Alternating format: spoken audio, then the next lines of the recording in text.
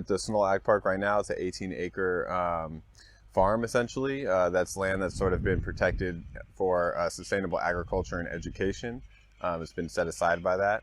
And when I was a farmer's market manager back in 2013, me and my wife were looking for land, and we were searching through FarmLink and trying to find an area to farm.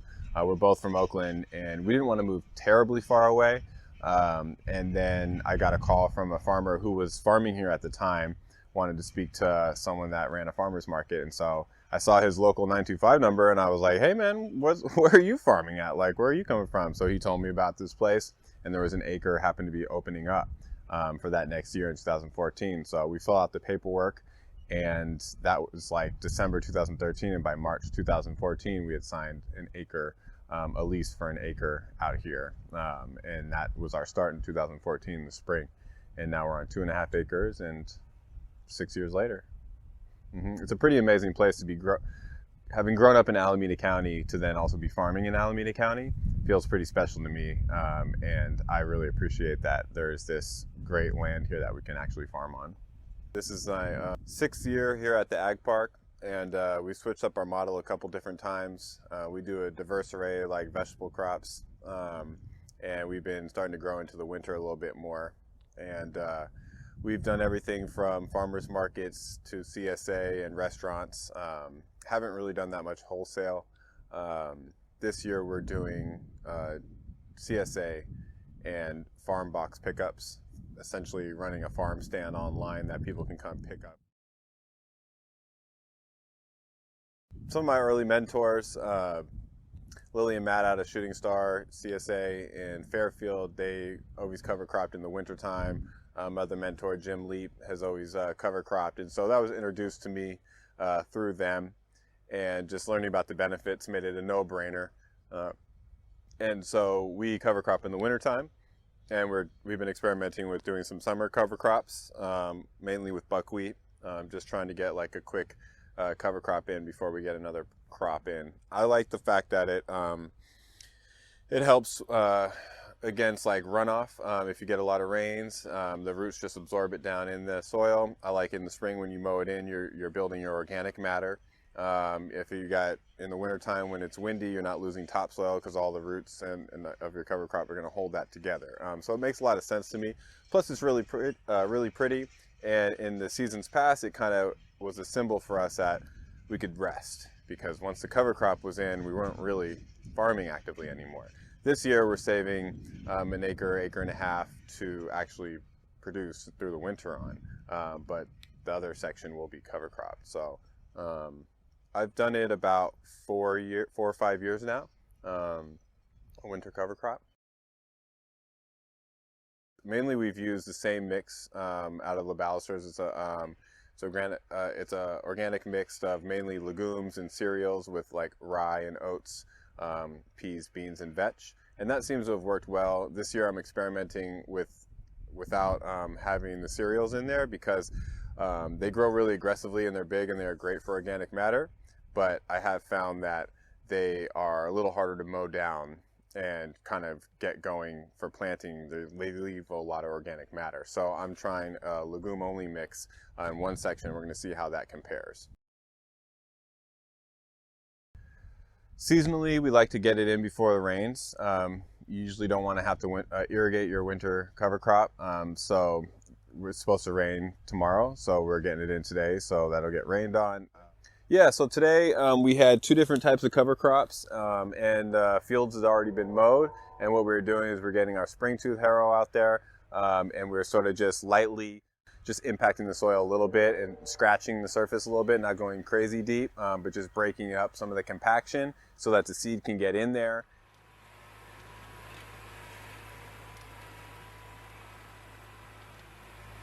So after we sprung tooth everything, then we went ahead and spread with a broadcaster. We spread our cover crop seed. We use 100 pounds on the one section and then 50 pounds on the other section, 2 different types of cover crops.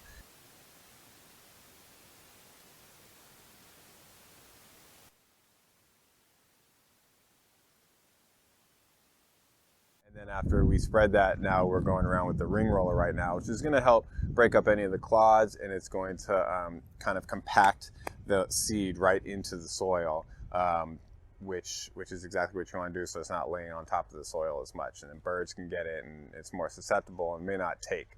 And so that's all. That's it. It's a pretty simple process, and you just want to get that in before rain, which hopefully we get some rain this weekend. I noticed some blackbirds over there. Is that much of an issue, or do usually the rolling will cover it up enough? Well, every farm has its issues with critters, and we have a lot of birds out here. It's a really amazing area. There's a creek right over here, so we have tons of bird life. They do damage to crops all the time. They might have just been, anytime you sort of get into the soil a little bit, turn it over, birds start coming and they start looking for worms and bugs and any little seeds. And so they might have been going for the cover crop seed, and they might have been going from the bugs that we turned up. So I'm not exactly sure what they're going for, but it does feel better to sort of get the ring roller on there and cover some of that up. We mow in the spring. It depends. It really depends on the weather. There's been years where it's been mid-April because we've had late rains and we're locked out. You can't get the tractor in there to mow down. And so you're just kind of waiting until it's dry enough to get in there to mow, and then start incorporating that into the soil, and then you start making your bed so you can start getting the first crops in. So typically we've just mowed it all down at once. And then from there you start incorporating. And then this year and last year I mowed most of it down, but I kept one section where I just experimented with of mowing it, like putting the mower high and topping it and letting it come back and topping it, and that way it can continue to grow, have its roots, and I was continuing to sort of, in my mind, add that cover crop back into the soil, so I'm kind of building more organic matter. I don't know what I'll do this spring. It'll probably be in March and April. I'm a little more confident of getting there a little early. If I see a window, then I might just go for it. It just depends on how quick I feel like I might need this to get things going. Cereals grow really aggressively, and they're great. They have a complex root system, and the legumes help climb up them. They grow tall, and you can really build your organic matter that way. Our hold up with that has just been like, we only have a tractor that's like a 40 horsepower, and it's harder to mow it all down. It just takes longer. I mean, it's a pretty easy problem to solve. I think I'll just mow it a couple different times, and so I can continue to mow it all the way down. And so then when it comes time to tilling or incorporating it in, you have less of the residue actively left behind. And another way I'm going to try to go around that is mowing a little earlier. If I mow a little earlier and till it in a little faster, then it's going to digest a little bit sooner. What we've done in the past is it just seems like once we have that window with weather to mow, then we're mowing and tilling and making beds as fast as possible and planting as fast as possible. It's just boom, boom, boom. And so the soil hasn't had time to really digest that yet. So the more residue you have left behind, the more is going to be in there, kind of maybe blocking some of the root systems and the nutrient intake for the plants that we're actually planting in. So if I can get in a little earlier, start the process earlier, and be more disciplined and mow more, it just means doing it all again, mowing twice, then that'll save me and help me in the long run. So we've just planted right into residue before.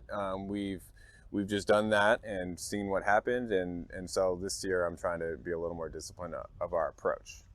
Yeah, we do transplants and direct seeding. It just depends on what the crops are.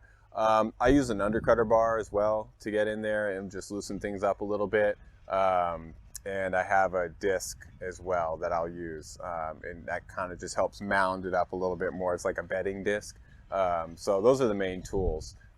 This last year I just tilled and undercut. I just tried to keep it simple. In years past I've used shovels and bedding discs and tillers and undercutters and rippers and stuff, and a number of different implement changes. And this year I'm just trying to keep it a lot more. Last year I tried to keep it a lot more simple, and I'll go with that approach this year too because it worked. So less is more sometimes. It's a really benefit, and so I see myself doing that. It also helps with crop rotation, so I know that I can rotate and then have my cover crop in certain blocks. Okay, so last year we didn't cover crop in block 2, we're going to cover crop in block 2 this year, and then it just helps me with a better crop rotation. So we used to cover crop everything because that's just what the model was at the time. We just cover crop kind of means end of the season, and then we'll mow down in the spring and start making beds again. And then we found that we didn't have any vegetables for ourselves to eat. We weren't saving any bit, so we started to save a little bit and not cover crop everything. And now, as we've sort of built up a following and want to keep income coming in and keep farming, so we're leaving half of the area of our land to cover crop and half to actual farm on actively. And so then I envision next winter, the area that we are actively farming on through the winter, that will be cover cropped, and the area that got cover cropped this winter will be farming on. Yeah, so a couple different things.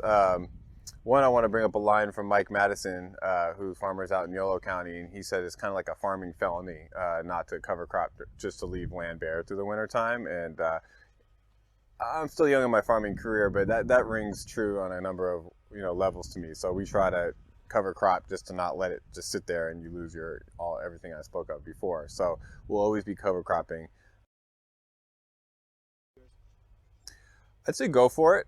Just try it. Have confidence that the seed's going to grow. Try measuring out a section and just trying it in a section as an experiment. It's not really expensive. I mean, it's like $25-30 for a 50-pound bag of seed. We do our ratios, like we do 100 pounds per acre. We used to do 200 pounds per acre, and now we're down to 100. I'm kind of doing an experiment to see if I'll go back up to 200 or leave it at 100, if that works. Reach out to people. I've definitely had stresses about cover crop, and once I just start reaching out to mentors or other farmers to see how they do it, I'm able to feel relieved and just move forward confidently. So I think just talking to people about it and then just giving it a go, it's not too hard to get in, and and you'll see some benefits for sure. I'm not so sure how much cover cropping actually provides lots of nitrogen for your soil. That's a thing that people will say, okay, well, you don't have to fertilize if you're using cover cropping. And I haven't found that to be true. I found if you're really farming to make a living out of it, the plants are going to need a little bit more than what the legumes are going to provide through a cover crop, I found. So you'd probably still want to fertilize as well.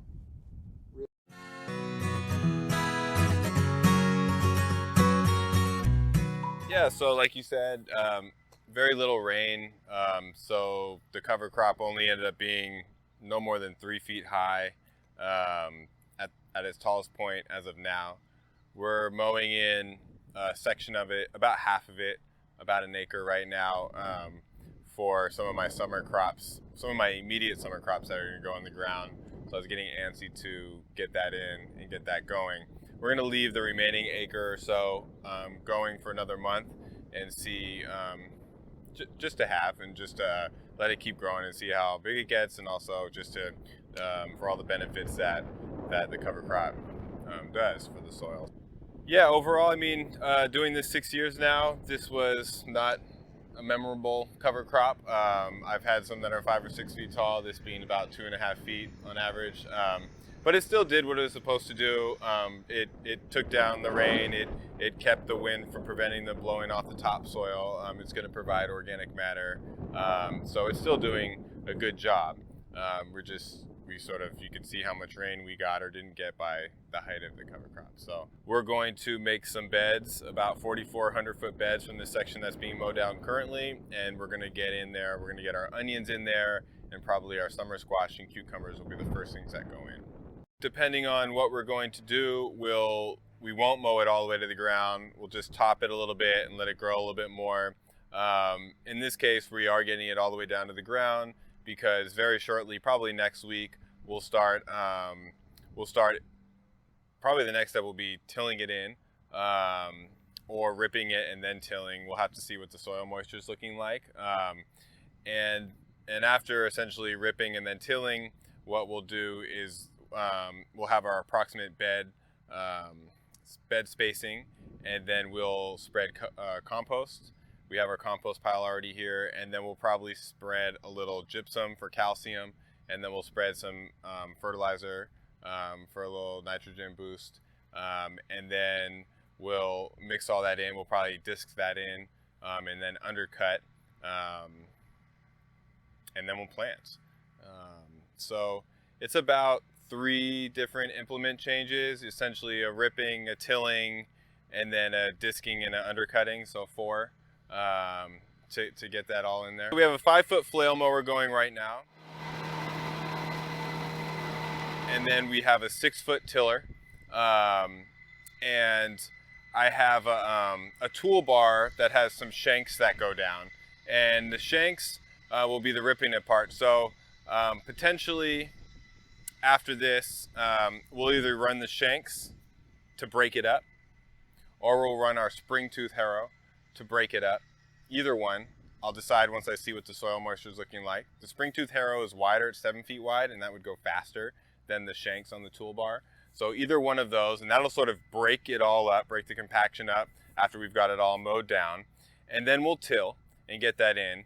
And then from there, I might just run my tractor just over it, snaking back and forth with my tires, so that I can see what my bed space looks like. And then we'll see all our beds outlined. And what we'll do is then we'll come with compost, and we'll spread our compost down the middle of each row with gypsum and some fertilizer.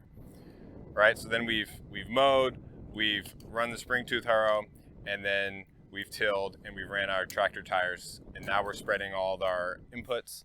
And then from there, I might put my small tiller and I might till all that in.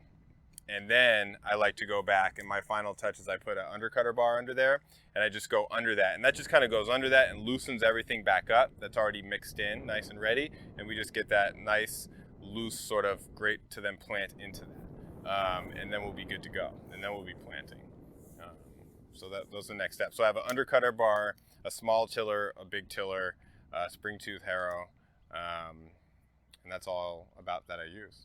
It just depends on, like you said, the moisture in the soil. So if it's still got some moisture in there, and then it's not too dry to just till right now, then I can just go ahead and till if it's got enough moisture in there. If it's drier, the tiller is not going to really do as good of a job. I don't have a tractor with tons of horsepower, so I'll probably then need to use a spring tooth harrow or the toolbar with the shanks.